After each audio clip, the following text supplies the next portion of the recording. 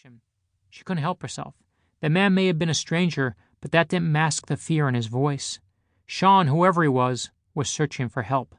And all he'd found was Sarah. Sarah, who had missed her own goodbyes 6 years earlier.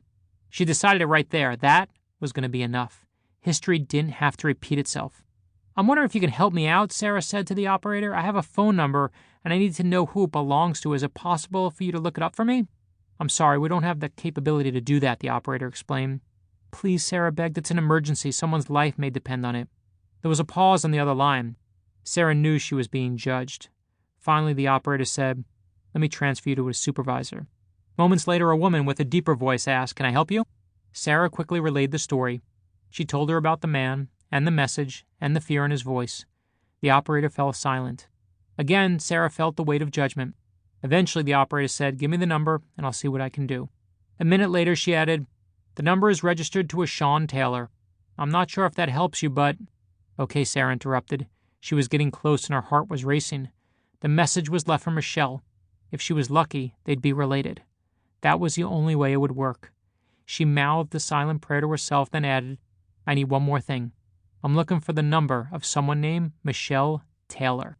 While the operator searched, Sarah checked her watch. 40 minutes to go. Finally, the operator said, "I've got 6 of them, but there's only one here that's close. Your number ends with a 6120. A Michelle Taylor at 435 West 127th Street, apartment 1G, ends with a 6210. "That's it. I'll take it." Sarah quickly hung up and dialed Michelle's number. Busy signal.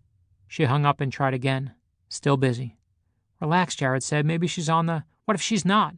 "They're running out of time," Sarah said, raising her voice. "For all we know, the other person's already dead." She picked up the phone and pressed 0.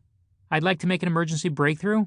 30 seconds later, Sarah said, "What do you mean it's off the hook? Are you sure?"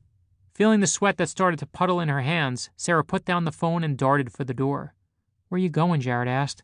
"I have to tell her. She needs to know." "Are you nuts?" Jared said. "There's no reason to—" "It's their last chance, Jared. What if it's her sister who's in the hospital, or her daughter, or her mother?" That's all Sarah had to say. It was just as Jared had thought. After what happened to Sarah's own parents, she wasn't going to let it happen to someone else. Not if she could prevent it. Goodbyes mean too much. Jared once again looked at his wife. The tears were already welling in her eyes.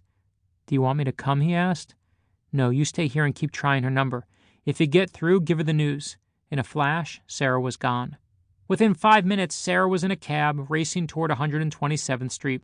Another glance at her watch, almost 7:30. And it'd take 15 minutes to get there. Time was running out. "Can we go any faster?" she said to the driver. "It's important." As the taxi cut through the scalding night air, Sarah thought about Michelle and what she was going to say to her.